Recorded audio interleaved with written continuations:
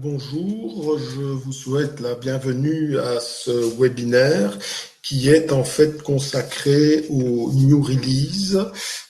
Alors, les releases, ce sont en fait des nouveautés qu'on implémente dans le logiciel Octopus de manière à rendre votre travail encore plus optimal et efficace. Alors, vous pouvez retrouver les informations, je vais dire, relatives au New Release sur le kiosque au niveau de l'onglet What News. En cliquant sur l'onglet, vous avez donc les principales nouveautés qui sont implémentées donc en Octopus en ce début septembre 2020.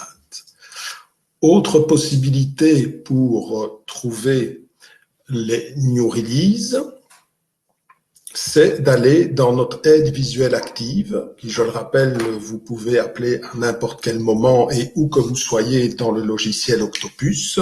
Et cette aide visuelle active, vous pouvez l'appeler en cliquant sur le petit point d'interrogation ou la touche F1 du clavier. J'ai cliqué sur la touche F1 du clavier et vous voyez que le manuel général d'utilisation d'Octopus s'est ouvert. Et si vous voulez pouvoir consulter les releases antérieures, il y a un onglet qui s'appelle Quoi de neuf. En cliquant sur cet onglet Quoi de neuf, vous avez les différents releases qui sont, je vais dire, implémentés généralement 2 fois par an, une fois en septembre et une fois en février. Alors, ce qu'il faut savoir, c'est qu'il y a des nouvelles fonctions qui ont été ajoutées, donc notamment dans la gestion des amortissements, de manière à pouvoir prendre en charge la législation, que ce soit pour les personnes physiques ou pour les sociétés, donc la législation qui concerne la déduction majorée pour investissement. Alors, je vais refaire une petite démonstration donc de la gestion des investissements. La première chose à faire, c'est d'aller dans le journal des achats. Vous sélectionnez bien entendu la bonne période. Nous sommes en septembre, donc je prends la période 09-2020. Vous allez chercher un fournisseur. Je vais prendre par exemple Bigmat. Vous mettez le montant de la facture, toujours TVA comprise, 12 100 €, TVA comprise. Dans le commentaire, nous allons imaginer que nous avons fait donc un investissement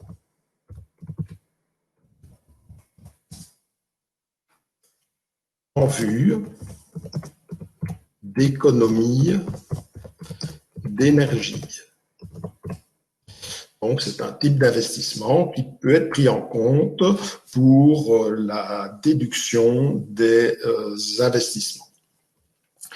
La référence, vous pouvez mettre soit le numéro de facture, mais vous avez également la possibilité de mettre une référence structurée. Pour la référence structurée, il suffit de mettre les chiffres les uns à la suite des autres. Et vous voyez que les plus et les hashtags vont se mettre de manière automatique. Alors, comme il s'agit d'un investissement, la proposition que le système me fait ici, achat marchandise, n'est pas plausible. Je vais chercher un compte d'investissement, un 230 par exemple, qui est une installation machine et outillage destinée en vue de l'économie d'énergie. Je rappelle qu'avec Octopus, il y a possibilité de mettre un investissement sur un centre de frais. Si on clique ici sur centre de frais, vous pouvez choisir un centre de frais. Nous allons le mettre sur le bâtiment A, par exemple. Il s'agit bien d'un investissement à 21%. Et quand on clique sur exécuter, le système demande si vous souhaitez ajouter cette acquisition aux amortissements. Je vais répondre oui. Et à ce moment-là, on tombe dans un assistant qui reprend les principaux éléments essentiels comme l'exercice comptable, la référence qui est le numéro de la pièce comptable, la description d'investissement en vue d'économie d'énergie chez Dicmat, le fournisseur. Tout ce qui reste à compléter, c'est en fait le compte d'amortissement. C'est le même que le compte d'investissement, mais qui se termine par 9.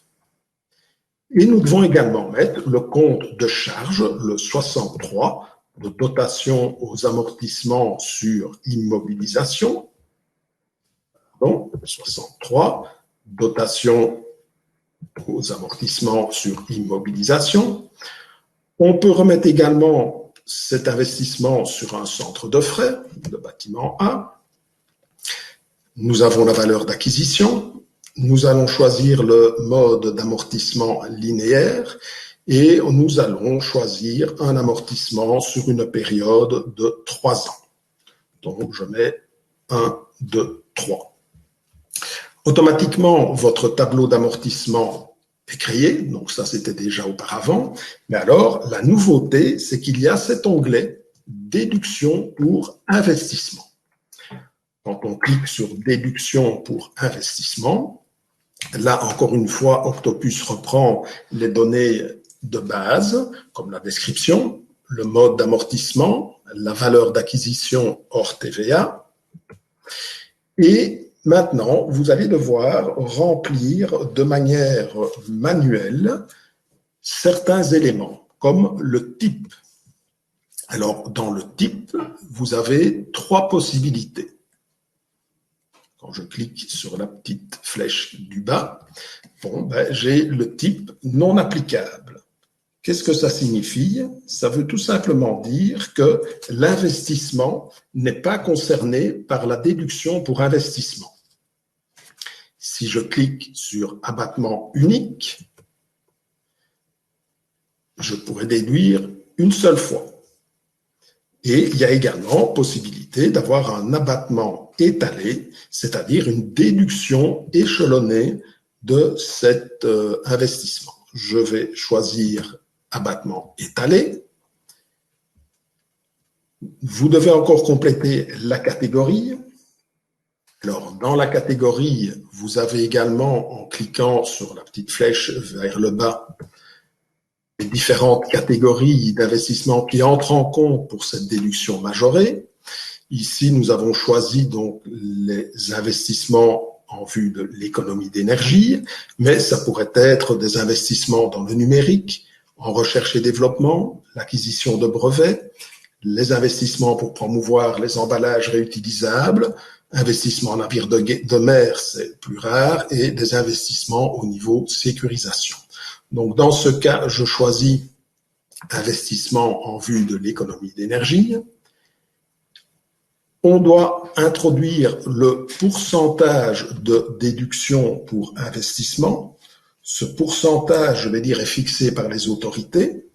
Ce pourcentage, dans ce cas-ci, est de 13,5%.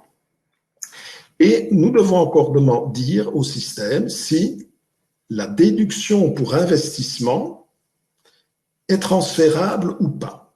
En fonction du type d'investissement que l'on fait, il y a des éléments qui sont transférables et d'autres pas. Donc, si c'est non transférable, on clique sur non transférable. On peut transférer pour certains investissements uniquement à l'exercice suivant, mais ça peut également être pour d'autres investissements transférés aux exercices futurs. Donc ici, je sélectionne transférable aux exercices futurs. Et nous voyons que ici, dans le bas, vous avez pour l'année d'imposition 2020 un maximum déductible de 124,18 € et je vais demander au système donc de sélectionner et de prendre ce montant maximum déductible comme étant montant à déduire.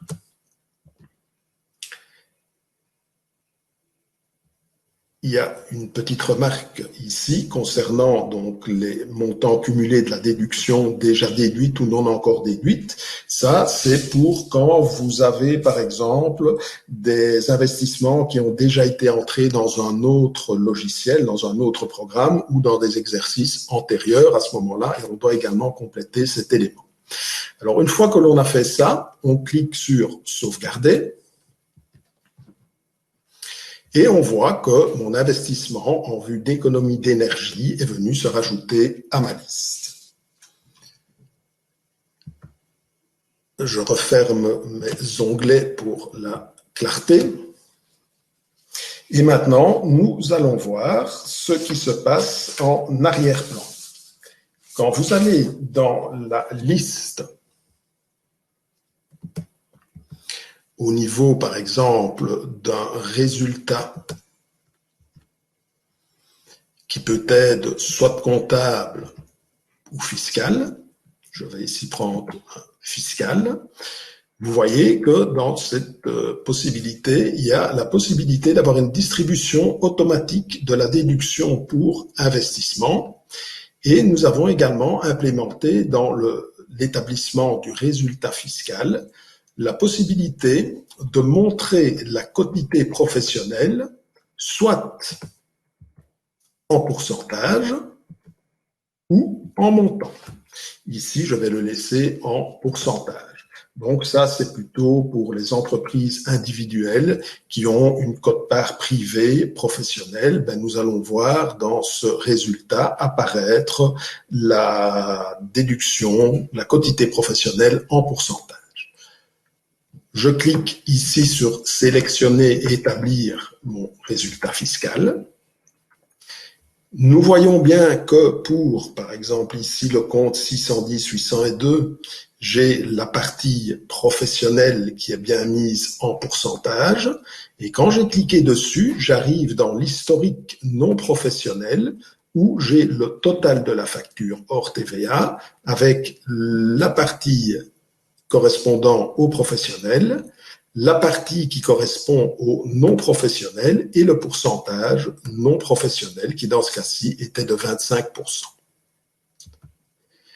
Alors ça c'était au niveau des pourcentages et des montants.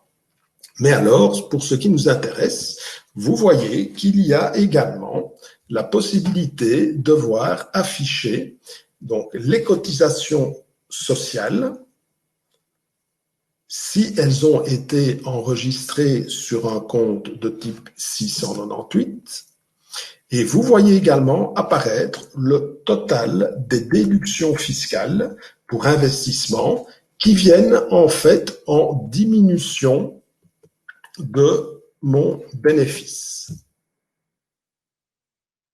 Ça, c'était au niveau du résultat de type fiscal. Maintenant, je vais rétablir un nouveau résultat fiscal et vous allez voir que si je sélectionne la quotité professionnelle en montant, je l'établis, vous allez voir que au lieu d'avoir ici le pourcentage de quotité professionnelle, on a la déduction du montant qui vient se mettre puisqu'on a demandé que ce soit fait en montant. Alors, une autre liste qui est intéressante et qui vient d'être implémentée, c'est la liste de la déduction pour investissement. Ici dans le bas, quand on clique dessus et qu'on demande de la sélectionner et l'établir, voilà une vue d'ensemble des déductions pour investissement. Dans ce cas-ci, j'ai deux investissements qui entrent en compte, les investissements en vue d'économie d'énergie et les investissements ordinaires pour, par exemple, de l'achat de mobilier pour une personne physique chez Ikea. Alors, vous avez les abattements donc pour investissement, les abattements maximum déductibles, les abattements pour investissement effectivement déduits, le cumul des abattements déduits pour investissement et les déductions cumulées pour investissement. Donc, voilà un petit peu la première nouveauté qui concernait donc la déduction majorée pour certains types d'investissements. Alors, si vous voulez, quand vous allez voir dans notre aide visuelle active, dans Quoi de neuf, dans le release de septembre, dans l'introduction de traitement en vue de la déduction pour investissement, vous avez une référence vers le site web du SFP Finance qui va vous montrer la législation en matière de déduction pour investissement.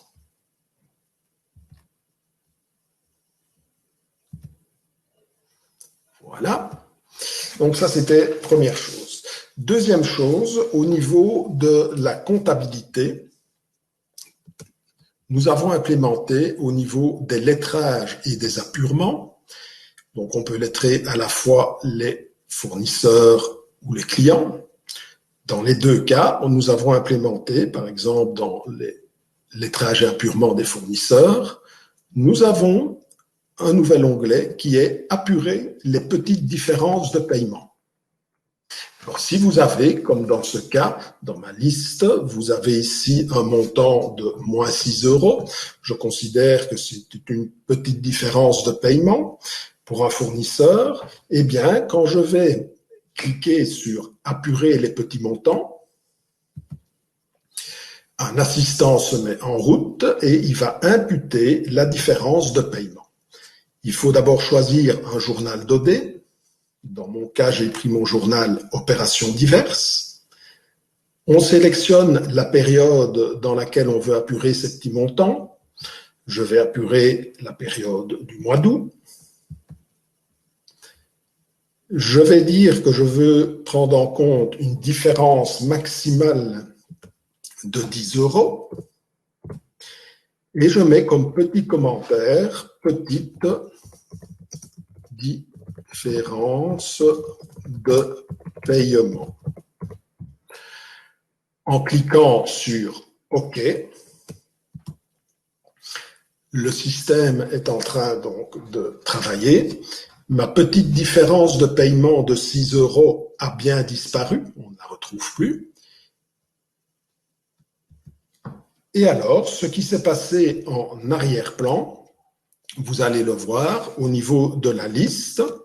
Quand vous allez dans votre journal d'OD, on ouvre le journal des OD, le D2 Opérations diverses, je sélectionne et j'établis mon journal d'OD, et vous allez voir que ma petite différence de paiement pour le fournisseur d'Elcominet a bien été prise en compte. On a automatiquement crédité le compte 6 759 001 et on a débité le compte du fournisseur d'Elcominet. Donc, c'est très pratique. Si c'était une petite différence de paiement pour un client, elle serait mise sur le compte 659 001. Voilà la deuxième nouveauté qui a été implémentée dans Octopus. La troisième nouveauté qui a été implémentée, c'est au niveau des listes. Quand vous allez dans la liste, au niveau, par exemple, du journal des achats et des ventes, je vais établir le journal des achats pour mon journal A1. Il y a maintenant une possibilité d'avoir un filtre étendu. Alors, le filtre étendu, il va permettre en fait de filtrer avec plus de précision dans ce journal des achats. On peut filtrer, par exemple, un fournisseur, mais on peut également filtrer au niveau de compte. Autre nouveauté, c'est la possibilité de voir apparaître dans son journal des achats, si on coche la case déductibilité fiscale concernant les véhicules. Donc ça, c'est un release que nous avons implémenté en février 2020. Et on peut voir également, si on coche la case centre de frais, apparaître dans la liste du journal des achats les centres de frais. Voilà, je clique maintenant sur sélectionner et établir pour voir ce que ça va donner. Eh bien, vous voyez que concernant la déductibilité fiscale au niveau des véhicules, j'ai ici mon véhicule de type Golf qui apparaît, alors que pour le même compte, le 610-800, j'ai mon véhicule Citroën qui apparaît. En principe, il y a possibilité également d'avoir le numéro de plaque de véhicule qui apparaît. Donc ça, c'est au niveau de la déductibilité fiscale. Et si on a coché la case centre de frais, vous voyez apparaître dans votre liste les centres de frais, comme par exemple ici le bâtiment A et le bâtiment B. Alors, il y a possibilité de faire parvenir ces listes par mail. Maintenant, la fonctionnalité fonctionne. Si vous voulez expédier cette liste, vous cliquez sur « Expédier ». Vous mettez l'adresse mail de la personne et vous pouvez envoyer au format PDF, Excel ou CSV. Voilà encore une petite nouveauté qui a été implémentée. Troisième chose qui a été implémentée et qui est extrêmement intéressante, c'est la possibilité d'utiliser gratuitement le système de reconnaissance des documents, c'est-à-dire l'OCR, naturellement dans les dossiers où la GED est activée. Alors, pour rappel, on peut faire parvenir des documents en Octopus. Alors, il faut savoir que pour faire parvenir les documents, on va les scanner et on va les scanner à une adresse email que vous pouvez retrouver pour chaque dossier dans Gestion dossier. Ici, j'ai toute une série de dossiers donc en gestion. Je vais ouvrir mon dossier de démo 1 et vous retrouvez cette mailbox qui commence par UID. Et alors, la nouveauté, c'est que maintenant, si vous remplacez le UID par OCR en minuscule, l'utilisation de l'OCR sera gratuite, alors qu'auparavant, il était facturé 20 cents par document. Donc, c'est très intéressant. Donc, vous scannez les documents, le client vous les fait parvenir à l'adresse OCR avec toute une série de chiffres @importoctopus.be. Et les documents vont arriver dans un répertoire spécifique dans Octopus au niveau de la GED. La GED, c'est la gestion électronique des documents. Nous ouvrons la visionneuse d'importation. Moi, j'ai déjà fait parvenir des documents, évidemment, pour gagner du temps. Et nous retrouvons les différents documents que votre client, que vous avez fait parvenir dans la GED via l'adresse OCR. Alors, ce qu'il y a comme avantage, c'est qu'au moment où on va vouloir lier le document à l'encodage, on va avoir une proposition d'écriture automatique. Alors ici, il y a des petites manipulations à faire, mais là, on a un webinaire spécifique pour la GED. Donc, on clique sur la touche CTRL1 pour mettre la visionneuse sur la partie gauche de l'écran. On rentre dans Octopus, on ouvre son journal des achats. Pour pouvoir le mettre sur la partie droite de mon écran, je clique sur la touche carré Windows, flèche droite. À ce moment-là, j'ai en parallèle les documents qui sont arrivés et mon journal des achats. Alors, ceci est extrêmement confortable quand vous avez deux écrans, puisque le document est en grand sur un écran et votre journal des achats est complet sur l'autre écran. Je vais dire que je vais lier le document de manière automatique en cliquant ici sur le petit trombone. L'élément s'allume en rouge et vous allez voir, sans que je fasse rien, je sélectionne le document et vous avez vu que dans la partie de droite, ça s'est rempli de manière automatique. Je vérifie si la proposition qui m'est donnée est correcte. Et à ce moment-là, je n'ai plus qu'à cliquer sur « Exécuter » et mon document part avec mon encodage, ce qui est extrêmement intéressant. Et alors, quand on passe au document suivant, même chose, la proposition automatique se fait de manière automatique. Donc, je vais refermer ma visionneuse d'importation. Et voilà une fonctionnalité qui est très intéressante et maintenant gratuite.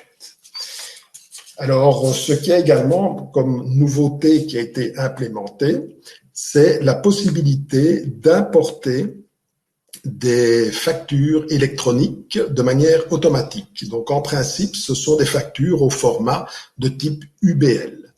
Alors, quand on va dans la comptabilité, nous allons cliquer sur « Importer ».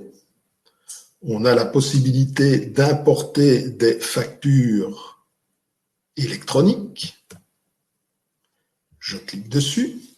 Le système va rechercher dans la GED les factures qui sont en bon format pour pouvoir être importées directement dans la comptabilité.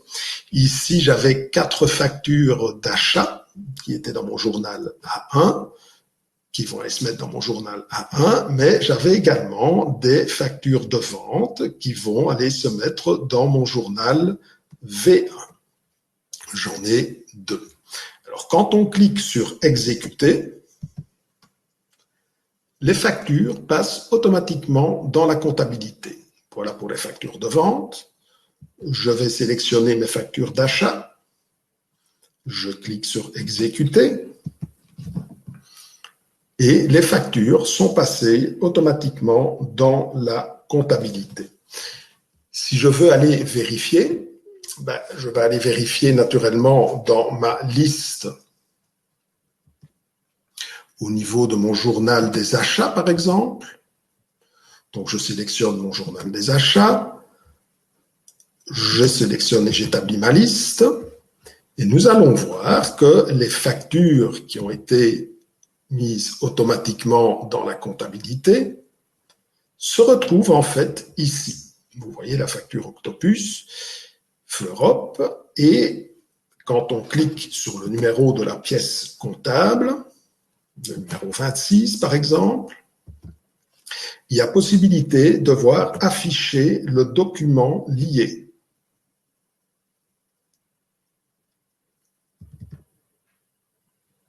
Voilà. Le document lié est donc bien apparu. Donc ça, c'est aussi intéressant. Et en février 2020, dans le New Release, toute cette procédure va encore être nettement améliorée. Alors, il y a également, si vous l'avez vu tout à l'heure, dans la comptabilité, possibilité d'importer. Les factures électroniques, on vient de le voir. Possibilité d'importer un fichier ACON. Quand on importe un fichier ACON qui provient d'un autre logiciel, on crée en Octopus une OD d'ouverture de manière automatique. Donc ça faisait partie du release de février 2020. Et maintenant, il y a également possibilité d'importer un fichier de type XML au format correct. Alors, les fichiers XML sont généralement pas mal utilisés par les secrétariats sociaux pour les décomptes de salaire. Donc, je vais importer un fichier de type XML que j'ai sauvegardé évidemment à un endroit spécifique de mon PC. Donc, voilà, on utilise cet assistant pour importer le fichier XML au format correct. Je clique sur « Suivant ». Je dois aller sélectionner évidemment mon fichier XML qui est dans mon cas sur mon bureau. Voilà ici un fichier de type XML par théma import. Je clique sur ouvrir. Voilà. Et une fois que j'ai sélectionné mon fichier, je clique sur « Suivant ». À ce moment-là, le système travaille pour réimporter donc les relations, les comptes.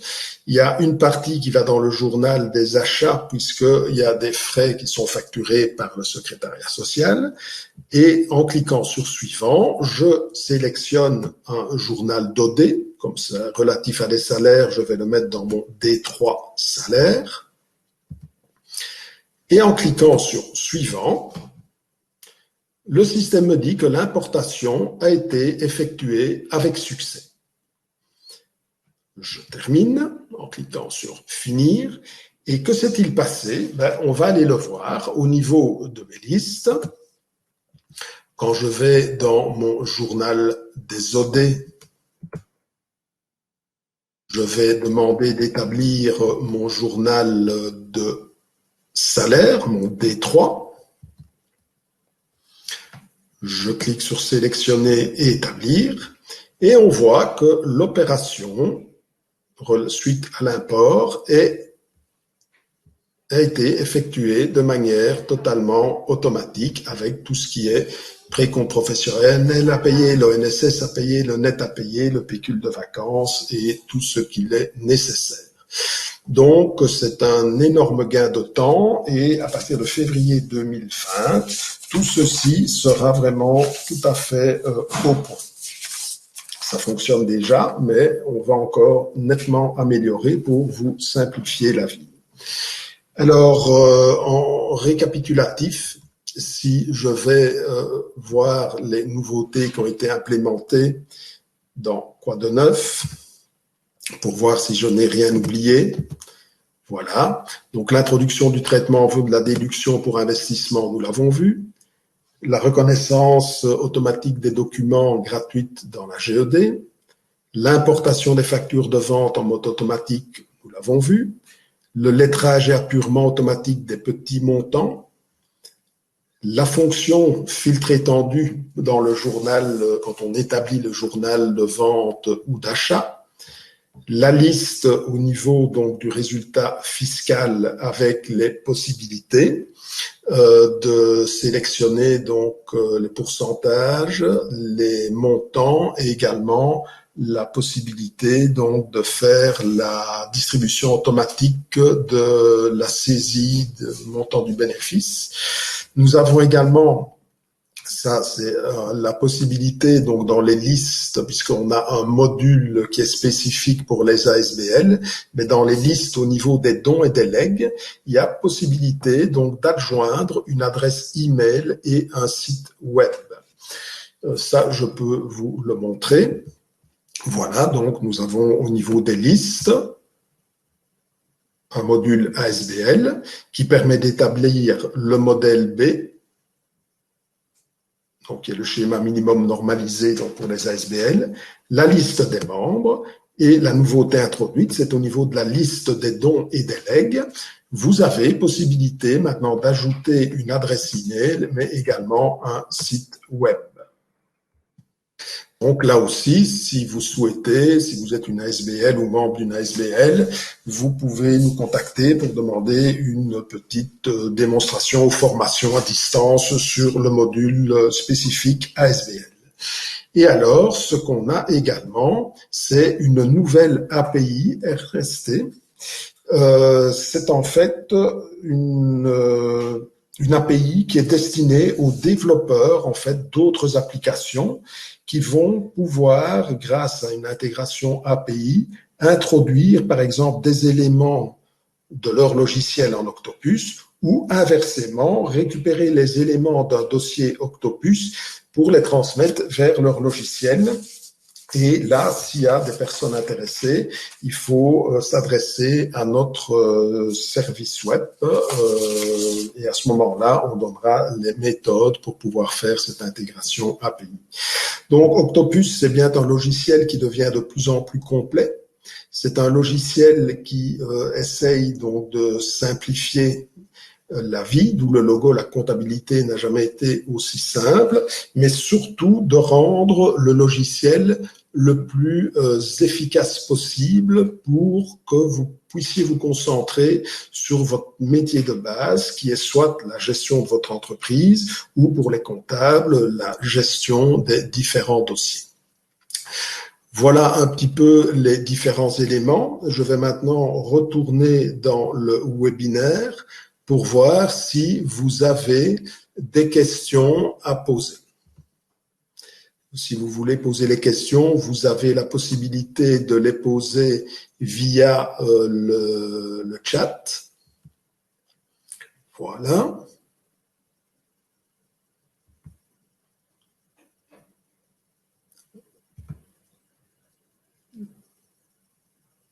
Oui, pour le webinaire, donc il est enregistré et vous aurez après le webinaire un lien qui vous permettra de revisualiser le webinaire.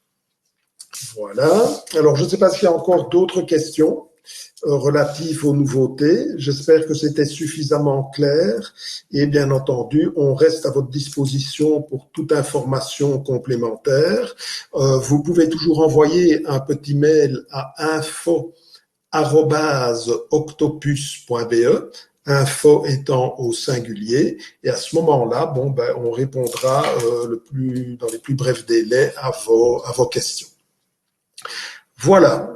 S'il n'y a plus de questions, ben je vais terminer le webinaire. Et alors, pour les participants, vous recevrez en principe le lien vers le webinaire enregistré qui vous permettra de le resuivre. Et alors, n'hésitez pas à revenir vers nous s'il y a des questions supplémentaires. Voilà. Ben je pense que on a fait le tour. Merci beaucoup pour votre participation à ce webinaire.